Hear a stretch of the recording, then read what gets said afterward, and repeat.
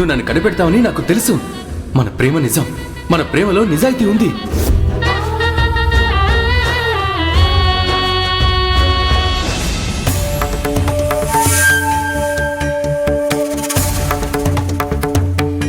ఏమైంది వర్ష, అలా ఉన్నావు? ఏం లేదు. పెళ్లి కూతురంటే ఎలా ఉండాలి వర్ష? మొహంలో కళ పున్నమి వెన్నెలలా వెలిగిపోవాలి. నువ్వేమో అమావాస్య చీకట్లో డల్గా ఉన్నావు. ఒకవేళ నిశ్చితార్థం అని ఏమైనా టెన్షన్ పడుతున్నావా? ఎందుకలా అంటున్నావు? అంటే ఆడపిల్లకి పెళ్ళనేది లైఫ్లో హ్యాపీయెస్ట్ మూమెంట్. అందులోనూ తనని ప్రేమిస్తున్న వాడితో పెళ్లి జరిగితే ఆ ఎమోషనే వేరే లెవెల్. కానీ నీ ఫేస్ లో హ్యాపీనెస్ కనిపించడం లేదు, అందుకే అడిగాను.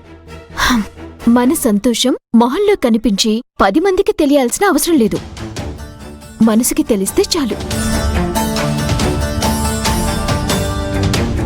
గర్వమంటే కప్ప కోపం, విడవమంటే పాపం కోపంలా ఉంది నా పరిస్థితి. నిశ్చితార్థం ఆపితే నేను జ్యోతిని అని తెలిసిపోతుంది. ఆపకపోతే వేలికి రామరాజు చేత ఉంగరం తొడిగించుకోవాలి. దీని నుంచి ఇప్పుడు ఎలా బయటపడాలి? అలంకరణ అయిపోయిందా? లేదు, చీర కట్టడం మాత్రమే అయిపోయింది. ఇంకా నగలు ఒక్కటే బ్యాలెన్స్.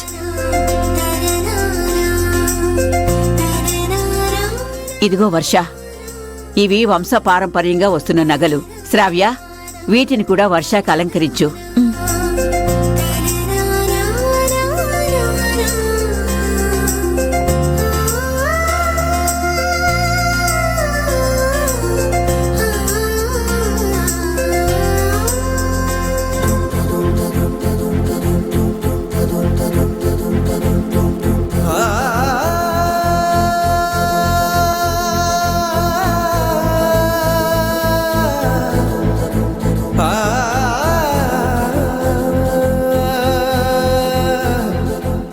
ఈ నగలతో పుత్తడి బొమ్మలా ఉన్నావు తల్లి.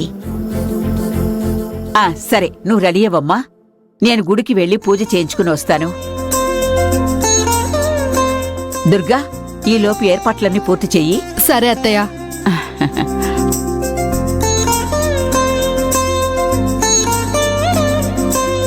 శ్రావ్య, పూర్తిగా రెడీ చేసి వర్షాన్ని తీసుకురా.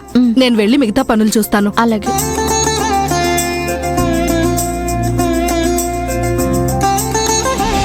ఎన్ని నగలు వేసినా నీ మొహం వెలిగిపోవట్లేదేంటి వర్ష? అసలు నీకేం కావాలి శ్రావ్య? నేను బాగానే ఉన్నాను. నీకలా అనిపిస్తే నేనేం చేయలేను. నువ్వెంత కవర్ చేసినా నిశ్చితార్థం టైంకి నువ్వు బయటపడక తప్పదు. ఈ నిశ్చితార్థాన్ని ఎలా ఆపాలి?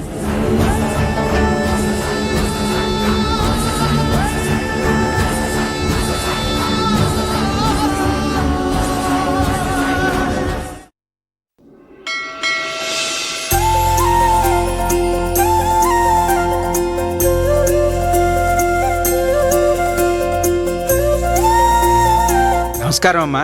నమస్కారం పూజారి గారు. ఓం తచ్చంయోరా వృణీమహే గాతుం యజ్ఞాయ గాతుం యజ్ఞపతయే దైవీ స్వస్తిరస్తునః స్వస్తిర్మానుషేభ్యః. పరమేశ్వర, ఇన్నేళ్ల తర్వాత నా మనవరాలు వర్ష తిరిగొచ్చింది. తను రావడమే కాకుండా నా కూతురు వాగ్దేవిని మామూలు మనిషిని చేసింది. రామరాజుకి తన మీదున్న ప్రేమని అర్థం చేసుకుని పెళ్లికి ఒప్పుకుంది. ఈరోజు వాళ్ళిద్దరికీ నిశ్చితార్థం. నీ ఆశీర్వాదంతో ఏ ఆటంకం లేకుండా నిశ్చితార్థం, త్వరలో పెళ్లి జరగాలి స్వామి. అలాగే పెళ్లికి ముందే ఆస్తి రిజిస్ట్రేషన్ జరగాలని వర్ష కోరింది. ఏ అవాంతరాలు రాకుండా, అది కూడా సవ్యంగా జరిగి పెళ్లి కాగానే ఆ కొత్త జంటని నీ దగ్గరికి ఆశీర్వాదానికి తీసుకొస్తాను.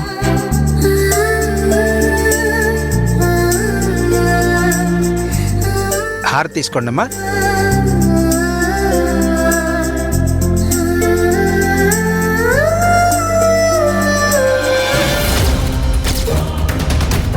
తీర్థం ఇవ్వండి పూజారి గారు.